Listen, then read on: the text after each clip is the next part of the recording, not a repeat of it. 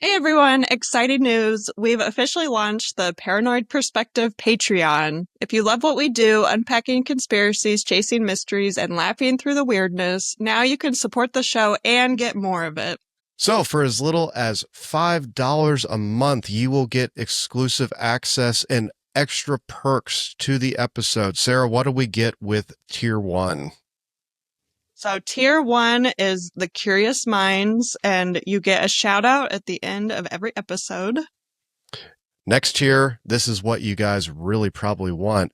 Ad-free episodes. We don't need those pesky ads that you guys are getting on Spotify, Apple, whatever else. You will get all episodes ad-free along with what else, Sarah? You'll also get it ahead of time. So before the episode releases for that week, it'll be available for you to watch or listen. So if you guys are interested, check in the show notes down below, or you can head to patreon.com/the Paranoid Perspective Podcast. Do you remember, did you go into a alternate reality, Sarah, where the Wendigo song does not exist anymore? It's in my playlist, I think, for last year. Where's my playlists for? I'm trying to find it in my... You'd think it would come up if it's a song I liked. You would think. And I have to search for the lyrics. Saving a bullet for myself. No. Is it that? Oh, yeah. I keep my pistol under my pillow and a rifle beside my bed. Don't keep it loaded for self-defense. Just one bullet for my own head. I keep my pistol under my pillow and a rifle beside my bed. Don't keep it loaded for self-defense. Just one bullet for my own head. Jesus Christ. Because you're turning into the Wendigo, isn't it? Wendigos are people? They Yeah. used to be people? Yeah, it says I'm haunted by the Wendigo. Wendigo. He's haunting him.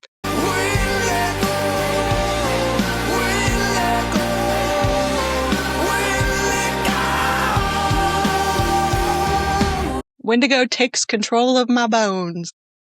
Oh, man, That's I'm the happy. song. I'm happy I'm recording this because this is going to be the intro to the episode. I like the song. I guess it's called Mara in the Mainsail. That's the artist. Shit. Well, Oh my gosh, it's so good. You gotta listen to it. I'll throw it into the. I'll do an edit of it. That'll be the. That'll intro. be better than my no, singing. yours is going to be in there, but yeah, it'll be. I'm just something saying fun. the song is better than I am. Well, doing okay. it, obviously. But it's The Curse of the Wendigo. The Curse of the Wendigo. Okay, I'm gonna write that down. Well, no, it's just called Wendigo. Oh, it's just called Wendigo. Okay, well, I'll just write down But he Wendigo says he's song. cursed. Yeah, Mara in the Mainsail. I thought the cover was different. That's why it doesn't look the same. It's good. All right. Well, I guess that's the goodest place to start as any.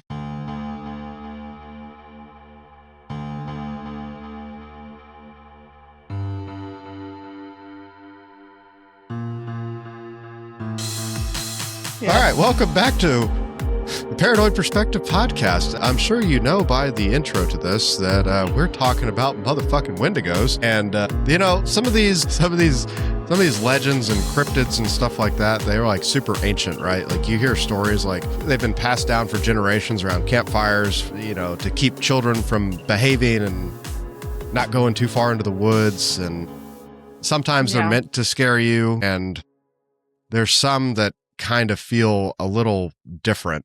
And I think this is one of these lores, legends, cryptids, because it's, I don't know, man, like even my kids, like I know when we go out to like Great Smoky Mountains or something like that, one of my daughters will be like, we can't say the W word. We can't say the W word. And I'm like, why? Wendigo? Wendigo, Wendigo, Wendigo. And then they freak out. Oh, yeah. Oh, It's they like freak out. what is it, Bloody Mary? Right. Yeah. But I will say there is something about, maybe it's like a primal thing with human beings. Like, you know, maybe if you're like driving at night through the woods, like it does give you an eerie feeling. Or if you are out in the woods, like, I don't know, maybe it's just the feeling of isolation that like creeps into your mind. I don't know. But when it's like foggy and you can't really see too far either. Yeah. Yeah. And I think Wendigos have kind of, whether they are real or not, I'm not here to debate this. I'm no cryptid Wendigo expert.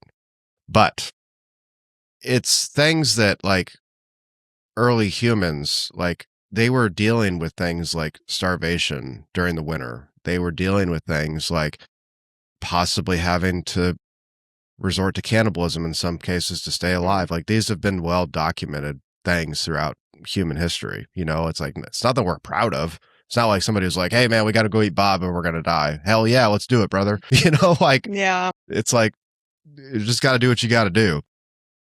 Now, the Wendigo is a creature said to stalk the frozen forests of Canada, northern United States. Sometimes I've heard stuff in like Appalachian Mountains and areas like that. And pretty much what they do, Sarah, they are searching endlessly for flesh. They are starving. They can manipulate you into doing the wrong thing by mimicking voices. And if you respond to them, I have heard that. You're kind of fucked. And if they sound far away, they're close. They're close. And if they sound close, they're far away. Yeah. Right? Just fucking with you, man. Right. Ugh. Now, to be fair, a lot of the Native American, especially from like the Cree people, that's not always the same thing. Like the Wendigo itself is not always the same thing. Sometimes it's described as a spirit, sometimes as a physical monster, sometimes as maybe kind of a little bit of both, of like a demon. You know what I mean? It can be real and spiritual at the same time. But most of it is like humans being transformed into something inhuman. And nearly every version, whether you're thinking it's a deity, a monster, or a human being that's been turned, these versions all share the same thing of hunger, greed, cannibalism, winter, isolation. Like that is like, if you want a recipe to make a Wendigo, bing, bang, boom, you got it right there. It's like making a Powerpuff Girls. Yeah, you too can be. Yeah, you too can be a Wendigo with a splash of hunger, greed, cannibalism, winter, and isolation. Yeah, well, that makes me a Wendigo. Every that's what sad is. The seasonal whatever depression, acute. Yeah. What is the A? I don't know. I can't remember. I know what you. Yeah. Yeah, every year transform into a Wendigo. Yeah. Now, the Wendigos aren't really evil because they kill people in these stories and cultures and stuff like that. The Wendigo is more so what happens and is really represented by a person that loses themselves completely to selfishness and survival. That's really at the core of most of my research is really what it is. Many stories, Wendigo begins as an ordinary person trapped in impossible circumstances, you know, a hunter in a blizzard, a starving traveler, a member of a snowbound camp with no food left. Eventually, the depression sets in, and when starvation becomes too unbearable, the person commits the ultimate taboo of cannibalism. Okay. And then they're a Wendigo. Well, that single act opens the door for the Wendigo spirit to enter them. And once possessed, they are no longer human. Human, right. Okay. Is it, because I thought it was like witches who, is that a skinwalker? That I believe is more of that like West United States in Native American culture for skinwalkers, I believe. Okay. Yeah, they're different. Yeah. Now, if anybody has ever seen pictures of a Wendigo, it's fucking terrifying. If these things exist, it's fucking, yeah. Physical descriptions of Wendigo do vary kind of wildly across different legends. Some describe the creature as a giant, you know what I mean? Massive thing hiding in the woods. Others just describe it as like a skeletal corpse-like humanoid figure where, you know, you might be anywhere from like 5 to 6 feet, you know, tall. Okay. Yeah. But almost every description shares a lot of details where it's like it always looks starving. It looks like its skin is clinging tightly to its bones. Its ribs protrude outwards. Its lips are shredded or missing entirely, exposing some pretty good chompers. And its eyes sink into its hollow sockets, and its fingers are unnaturally long. Yeah, I have heard that. Are their teeth sharp? Well, its mouth stretches far wider than a human should. A lot of them, like I've seen like fan fiction pictures and stuff like that where it is very sharp teeth. And I have seen, like, I watched a funny YouTube video. I'll send it to you and we can put it in the description of like the transformation from human to Wendigo, of how it was kind of funny. But Okay. and another great thing, if you're out in the woods and you smell the stench of death itself, like rotting flesh or wet decay or, blood, that's a good sign that a Wendigo's around, Okay. Or it's just a dead, like, deer carcass or something. Yeah, or that dead deer carcass could just be making you think it's a dead deer carcass. So it calls your name quietly, but it's really right behind you. Yeah. I'm not getting close to a deer carcass. That's true. Yeah, they stink. They're nasty. Yeah. Yeah. Now, accounts describe its voice as strange and distorted. It's like a human being copied by something we don't fully understand, kind of like that uncanny valley thing. Like you can understand it, but it's like, I don't think this is what I'm supposed to be hearing right now, that sort of thing. Kind of like a mimic?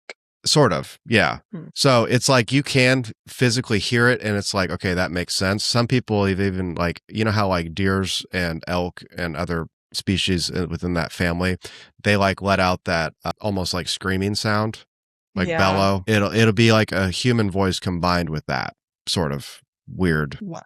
Yeah. Yeah. Oh my Hard fucking God. pass. Hard pass. Get the fuck out of here with that.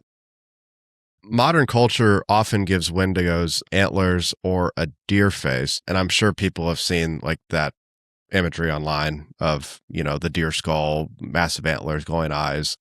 But many historians believe that the antler design is actually a modern invention that got mixed into the legends through pop culture and horror art. So like that throughout like the Native American history, like the antlers weren't really a thing. Like the deer skull wasn't really a thing. Okay, yeah. That got added later.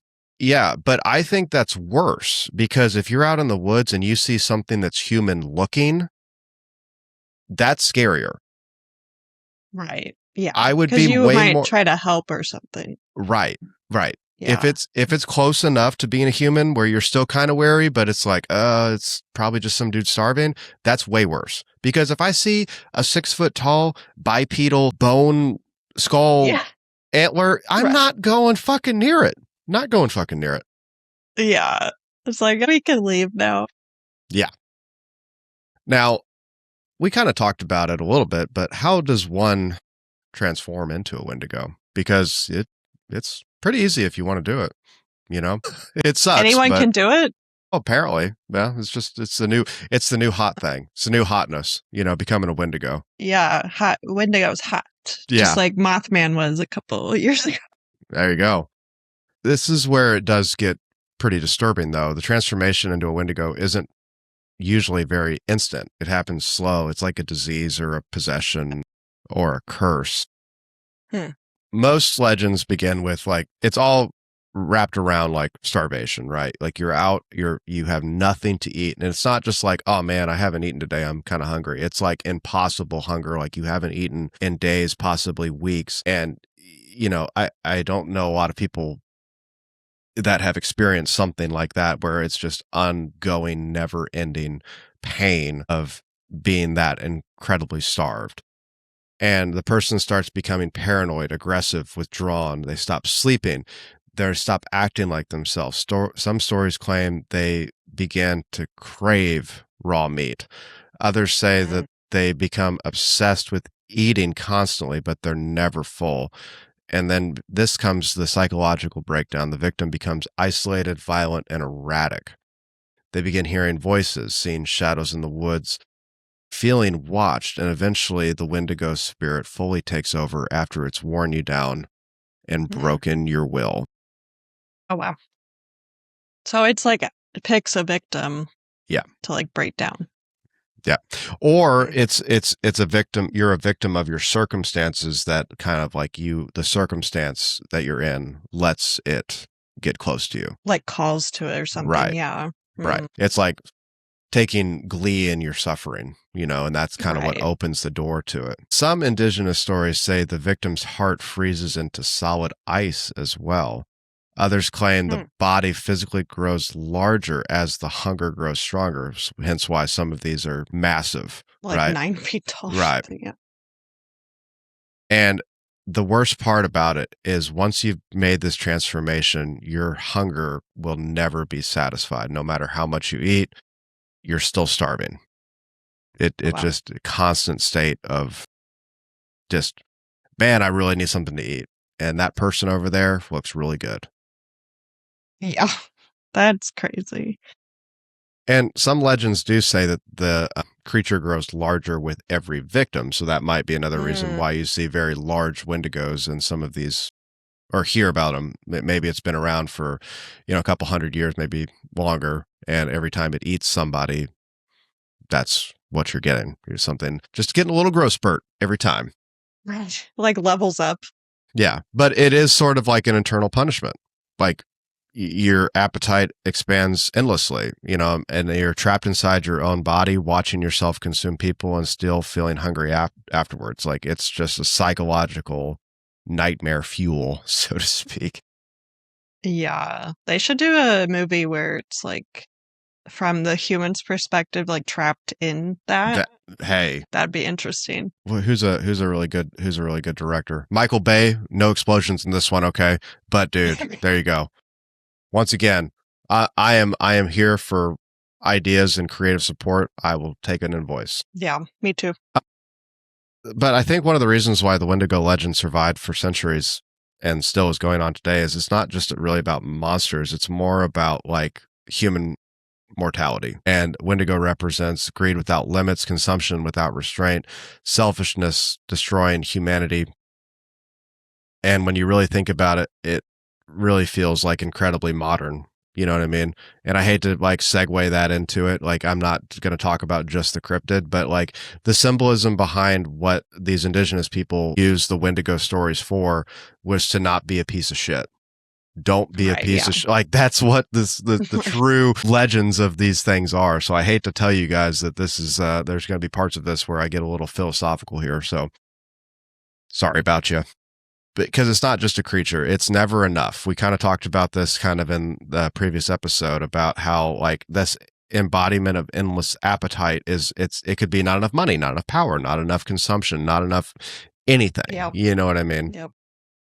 And some scholars argue that Wendigos became a metaphor for colonialism and unchecked capitalism as well. Now, I'm not going to get into like a political debate as far as that goes. It's just you can see where there's ties there as well. Yeah. I mean, that will destroy the world if you just constantly take. Yeah. I mean, a force that devours endlessly while never being satisfied. Yeah. You know, honestly, in my opinion, the legends of something like this and tying it to modern times is kind of terrifying as well, because suddenly the monster isn't hiding in the woods. It's people. It's out and about, so. Yeah.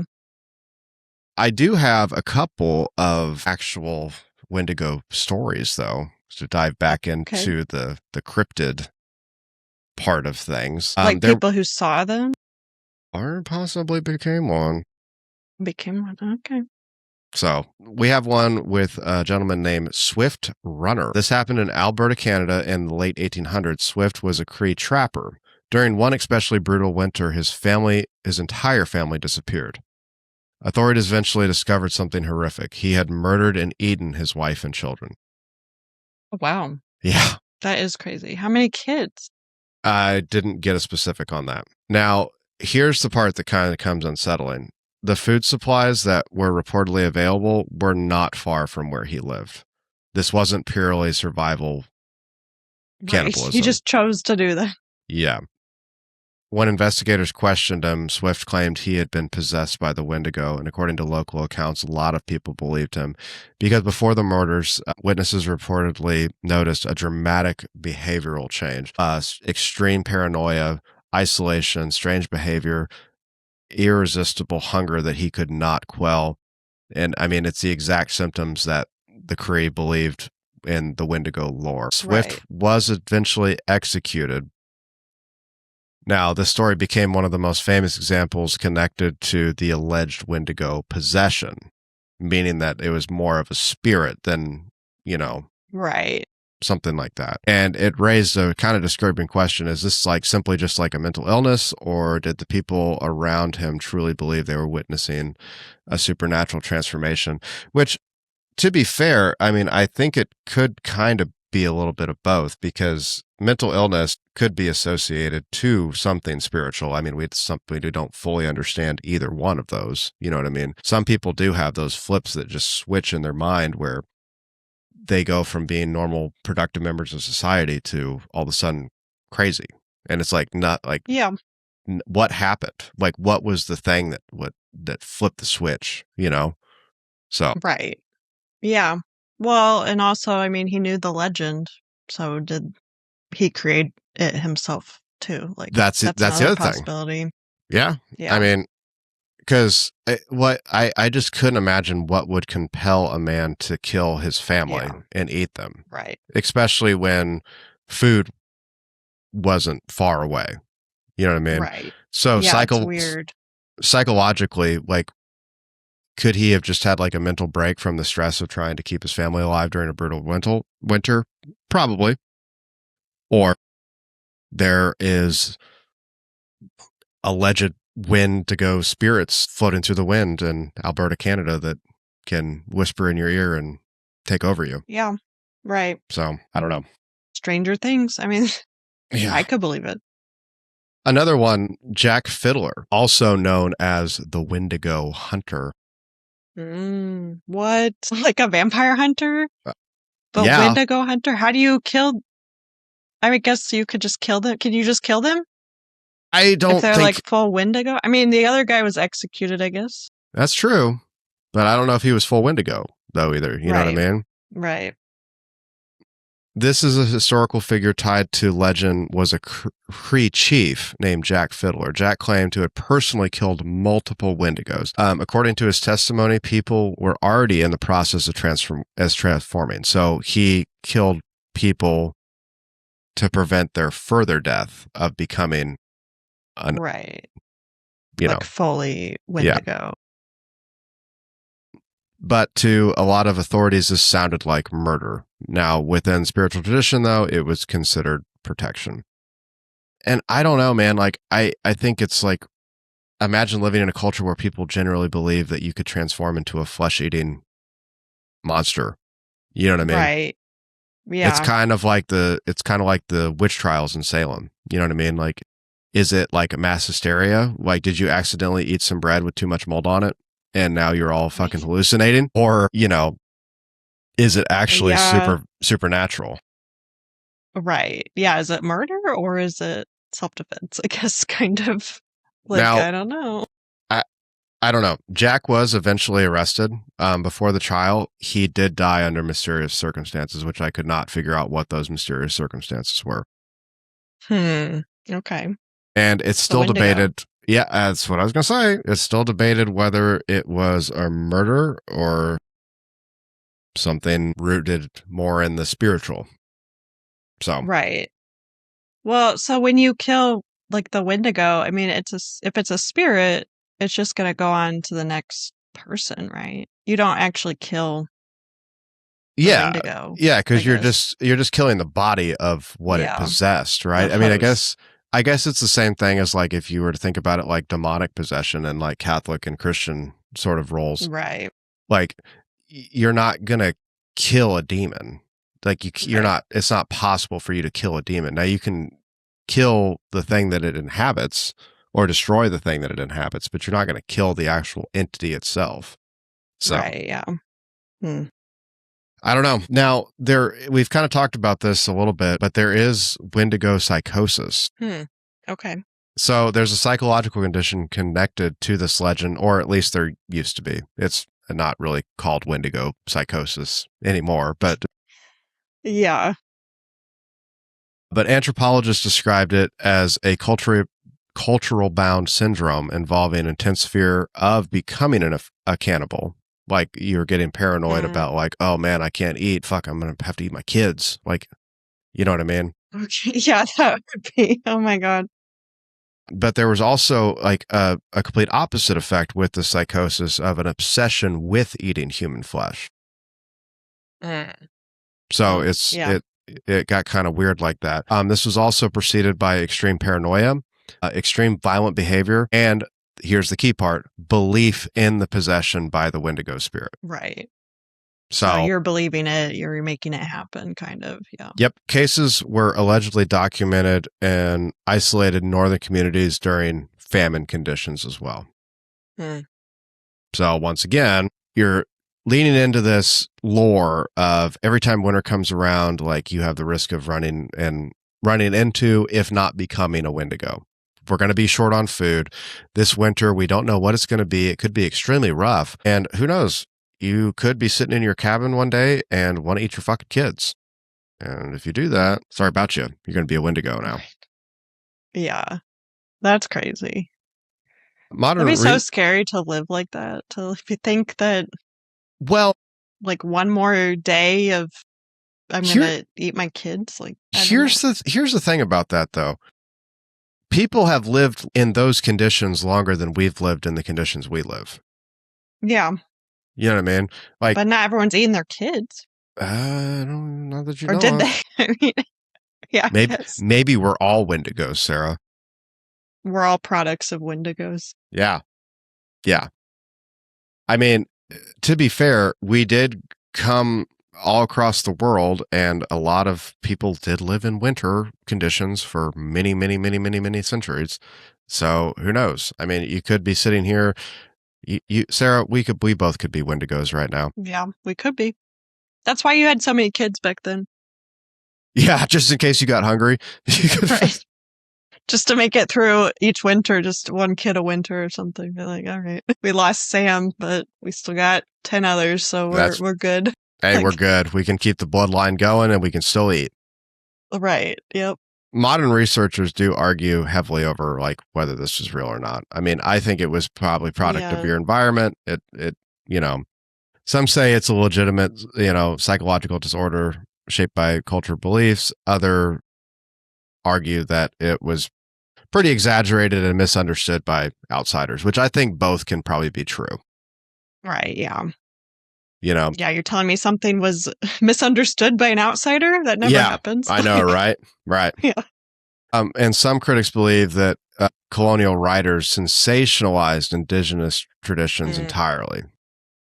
So, we've talked about this before about how like you used to be able to write into, some of these newspapers, and the most sensational story is the one that got paid. Right. Yep. That's true.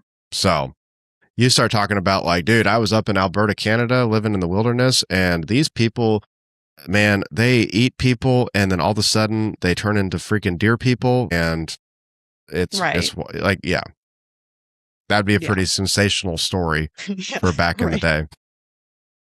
I think though, I've seen a lot of this on TikTok. I've seen a lot of this online. Like the Wendigo's voice, I think, is one of the creepiest parts of the legend in its mimicry of your voice, loved one's voices, whistling, things like that. Like, I think it's funny when you go out to like parts of the country, especially like, Great Smoky Mountains or something like that, and you hear these people like, oh yeah, in Appalachia country, you don't go outside after it gets dark, and if you hear whistling, you don't even look back. You don't respond. You don't do anything like that. Right. Yeah. Yeah. You just pretend it's fine, and you do not run away. You walk away. You normal pace.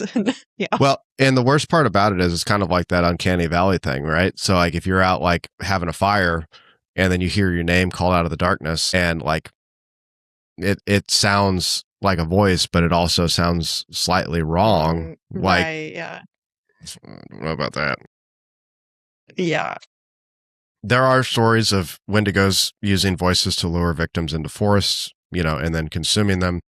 Others will hear your own name whispered in the woods. This is a sign the creature has already chosen you. Oh, wow. That would be scary. I'd be like, time to go to bed. Time to just hope I wake up in the morning. Well, I've spent a lot of time in the woods and stuff like that at night, and most of the time it's not that big of a deal, but there have been like a few instances where it's just like, I don't know, maybe it's like paranoia, maybe you're like on heightened, awareness because of your senses and stuff like that. But you can you always get that feeling like you're not by yourself. You know what I mean? Right. Yeah. Something's watching you. Yeah. And it's like, Yeah. it's like not like and I truly believe that sometimes that is the case because like it's such an overwhelming feeling, and maybe it is just all in your head, but it's such an overwhelming feeling that like, how could you have that much of a guttural sense and it not be something? You know what I mean? Right. I don't think it's in your head. I don't think so either. I mean, it's programmed into us to be able to feel that. Yeah. Yeah. You got to trust your instincts in that time. Yeah. Well, you would think some of these disappear over time, but there are a lot of quote unquote modern sightings. Even today, Wendigo sightings still continue out through like Canada, Minnesota, Michigan, really? Wisconsin. Should we go to Minnesota? Oh, should we go to Wisconsin? I mean, I'm down. Investigate the Wendigo? I mean, I am down. I mean, the Wendigo, I don't feel like, I don't know, man. The part of it of like being a physical monster doesn't like freak me out. It's like the spirit of it. If it is like a real thing, you know what I mean? And then where you could have like psychosis where it takes you over, like, fuck, man, I don't know. Yeah, that's true. It's one of those things where it's like, I'm not going to believe it because I don't think it's real. But at the same time, I don't know if I want to fuck with it either. Yeah. Well, yeah, it's like going somewhere where it's like, oh, a demon's here. And then you antagonize the demon. Like, even if you don't believe in demons, maybe not the best idea, though. Yeah, like, maybe I don't not. know. Maybe don't do that. Yeah, right. Yeah, just in case, I guess. I do have some cool pictures of some fan art. Nice. Okay. Of Wendigos. And what I do like is one of these in particular, I feel like is like more the fan art and what modern culture has done. And then one is, I think, a more accurate representation what, if it did exist, what it would look like. So here's your fan art. You know, it's a little over the top. You know, yeah. It checks all the boxes though: bipedal, deer head, protruding ribs, starvation, stuff like that. Sarah, if I saw that in the woods, I would probably be fucking terrified. You know what I'd be even more terrified of though if I saw? That motherfucker. Yeah, that's like the cave people. Yeah, that is the fucking feral cave people. Yeah. That is what that or is. Like old time like fairies. Yeah. Yeah. Yeah. Yeah, See, that's I would be much more uncomfortable seeing something that looked more human with elongated arms than a fucking deer out in the middle of the fucking woods that's standing on its hind legs. Yeah, that's the uncanny valley. That one. It's like, ooh. Yeah. It's a little too like, yeah. Yeah. Oh my God. Now, here's the thing with these. Some of these are pretty common across legends and lore. Most of these reports massive humanoid figures. Now, massive could be 6 feet or 9 feet. You know what I mean? Like, it doesn't really ever give like a thing. Glowing eyes in the trees. Now, that being said, I have seen like animals out in the woods that stare back at you, and it is terrifying when you see their eyes glowing. Like, I could not imagine being like a primitive human and sleeping by the fire, and next thing you know, a goddamn big cat is just fucking staring you down, and you can fucking see it. Like, there, once again, that's something like guttural in our existence of human beings. It's like, fuck, I gotta get out of here now, man. Right, yeah. The other thing that is pretty common with most of these cases, it has impossible speed, that it can either run insanely fast or possibly, you know, materialize in and out of existence and be able to catch up. Really? Yeah. It's like Bigfoot. Yeah. Do you think they hang out? They probably do, man. I mean, I would. If I was Bigfoot, you know, I'd be like, hey, bro, why are you so mad? Like, Bigfoot seems like he's just trying to chill. You know? Yeah, Bigfoot just chill with everyone. Yeah. Yeah. Like, Bigfoot's just sitting there eating some apples, and he's just like, bro, just have an apple, man. Just calm down. You know, and this guy's looking like he hasn't eaten in weeks, but he's eating all Bigfoot's fucking apples. And he's like, you know what? This ain't doing it for me, man. I'm going to go get one of my kids. Yeah. More apples. Give me more. Like, yeah. Bigfoot starts like take care of it like a baby. I don't know, man. I don't know if Bigfoot would be fucking with it. Like no, that. I don't think so. Yeah, afterwards it'd be like, all right, you need to gotta go leave now. Yeah. I tried to help you, but you gotta go. I got kids too. Like, get out of here. You're not Like, eating yeah. my kids. Right. Yeah. Now, the screaming echoing through the forest is another thing, and it always does sound like a deer or an elk bellow to me. Which, to be fair, when you hear that off in the distance, it does sound like screaming from time to time. Yeah. Or like the fox. Yeah. Screams. Yeah. Mhm. Scary. Now, the thing that does get me is the whistling sounds, because there are reports of whistling, and it's not like, okay, the thing is, like, I've had people that are like, oh yeah, it's just probably a bird in the tree or whatever. I'm like, no, motherfucker, you can tell the difference between a bird chirping and whistling. There's a significant difference. Doesn't Bigfoot whistle too? Allegedly. Yeah. They're just the same creature. One of them fell into a vat of nair and lost all their hair, and the other one is just using Tresemme. Albino Bigfoot. There you go.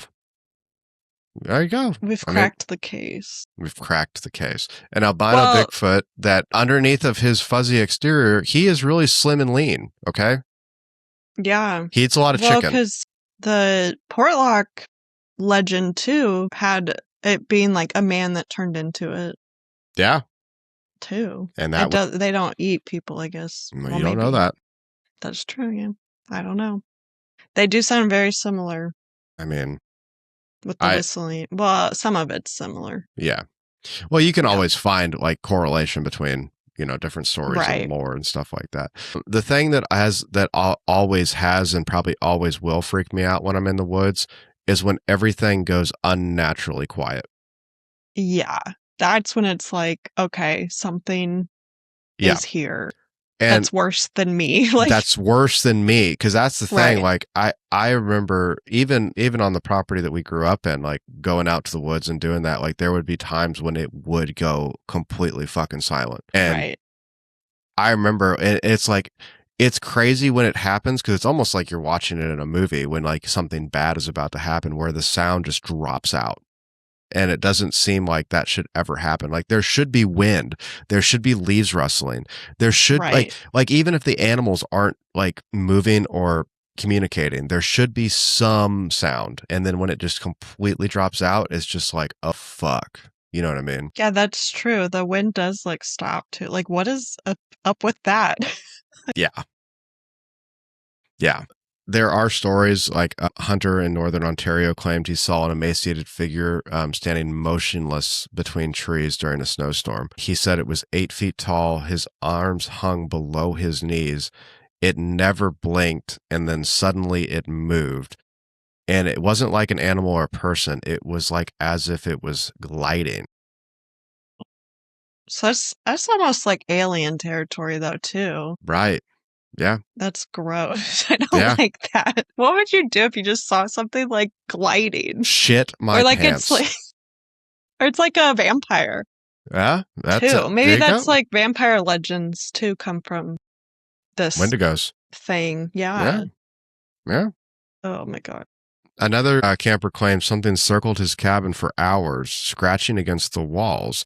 Then a voice came, a woman outside begging for help. When he looked outside, there were no footprints, just nothing. And it was just crazy. Darkness.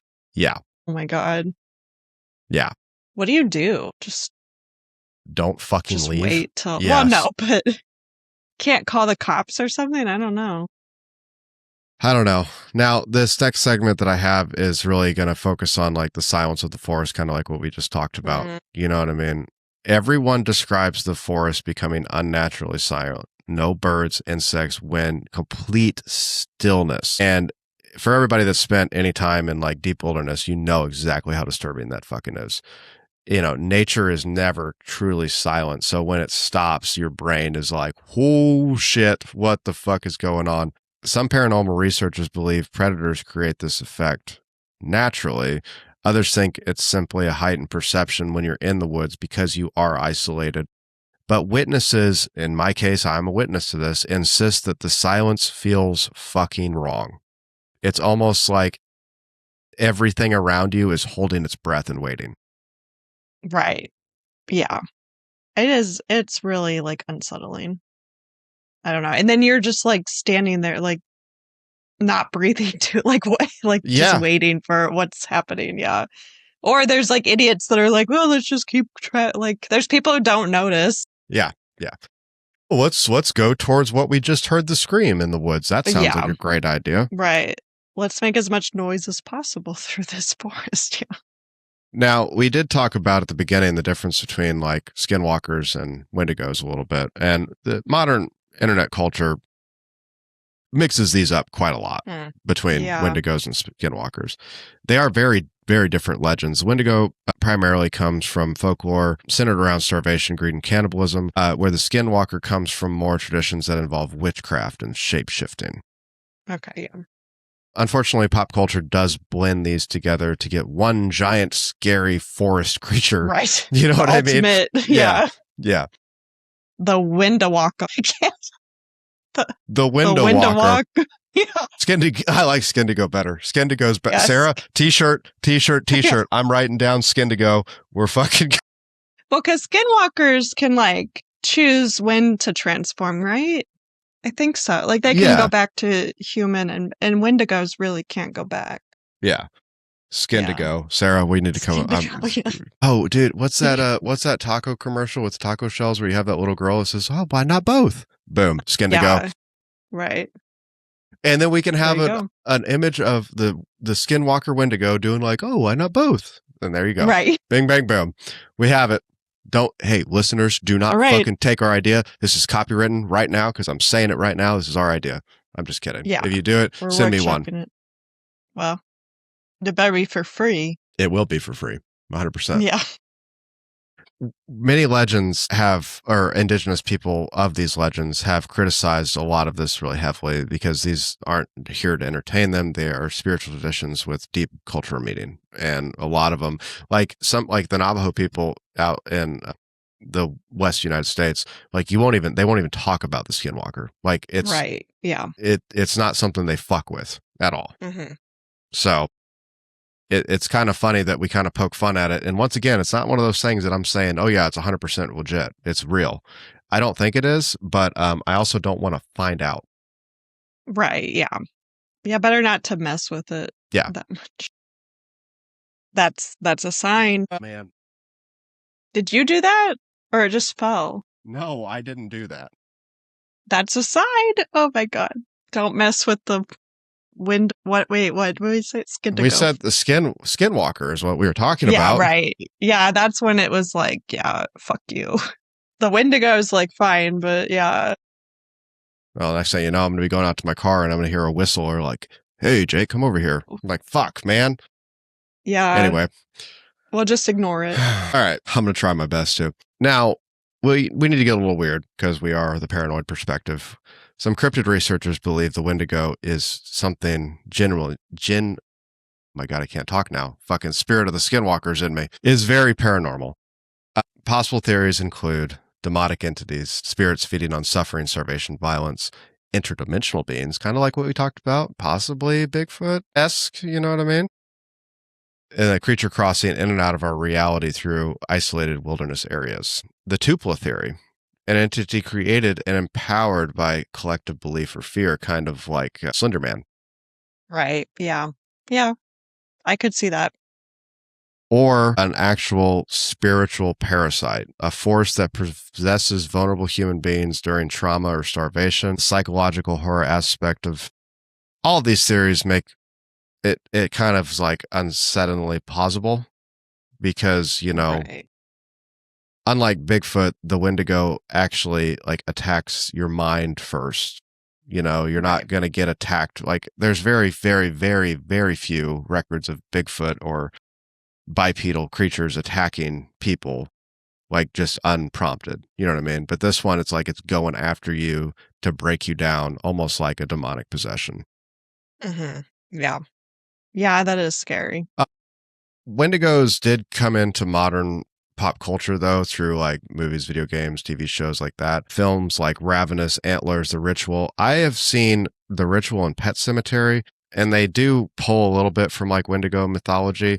I don't think I've seen Antlers or Ravenous though. I think I saw Antlers, but maybe I am thinking of the ritual though. But I didn't see, what's the other one? Ravenous? Yeah. I have not even heard of that. I need to add those to my watch list, I guess. I guess I should have done some research into those before I did that. But they're not like, most of these are not going like 100% Wendigo. It's just borrowing heavily from the mythology surrounding the Wendigo. I mean, the fucking creature works perfectly in horror.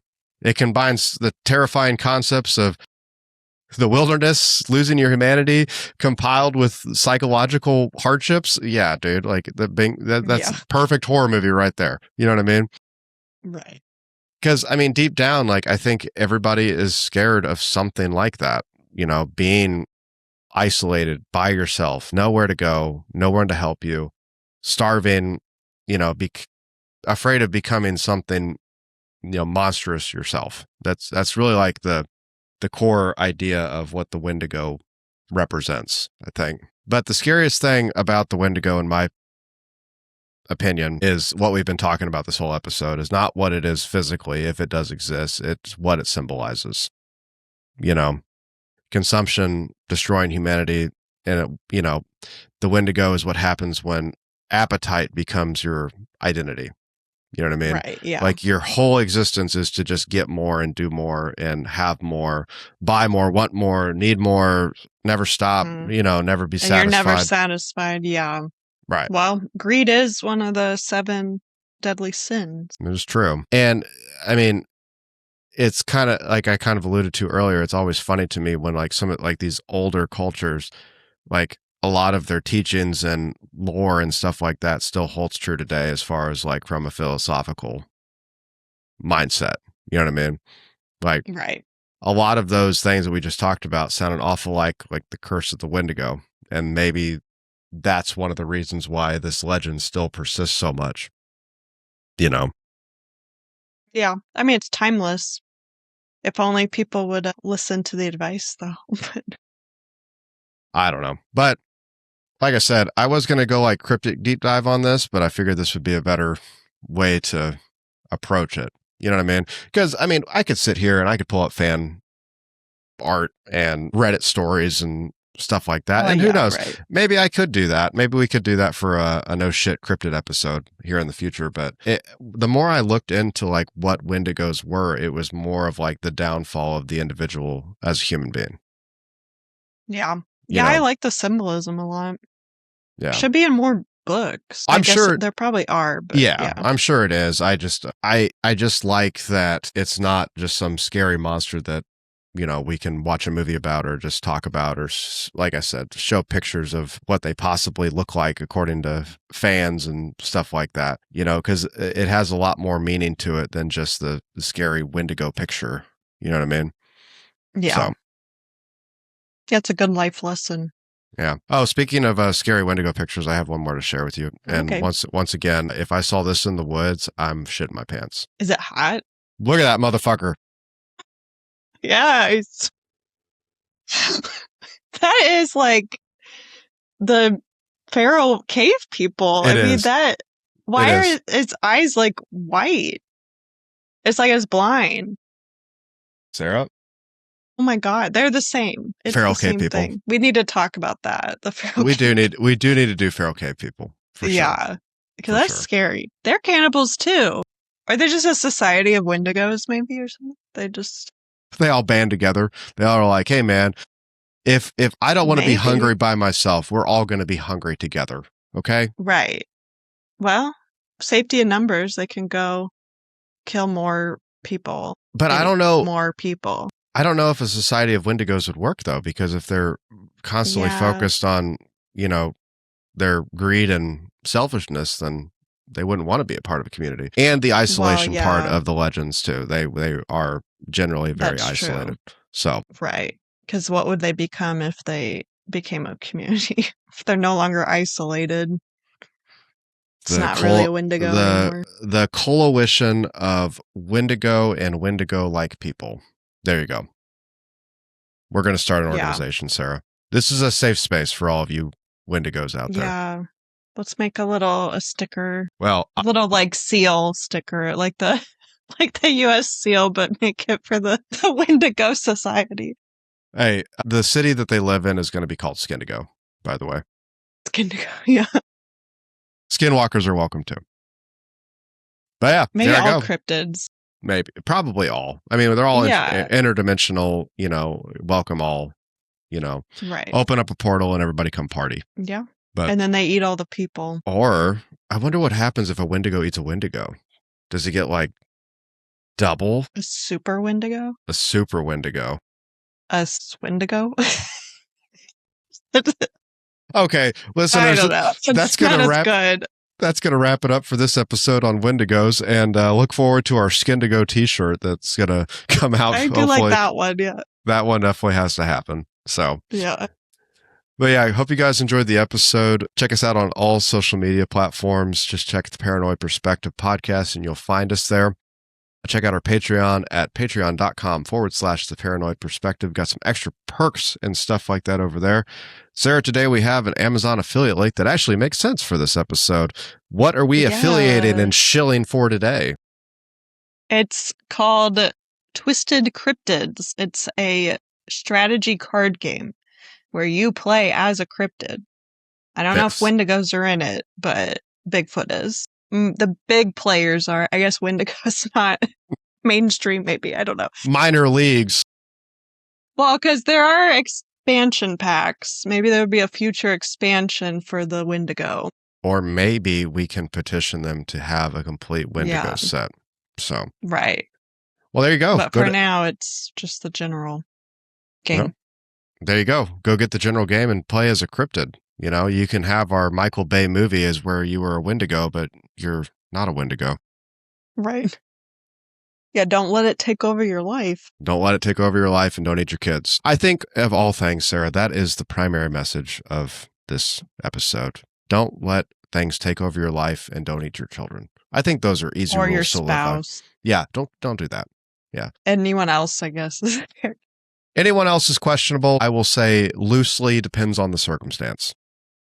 Right. Well, sure, if it's a survival situation. Then I'm going dead or something. I'm going for that thigh, man. You got so much. I'm just kidding.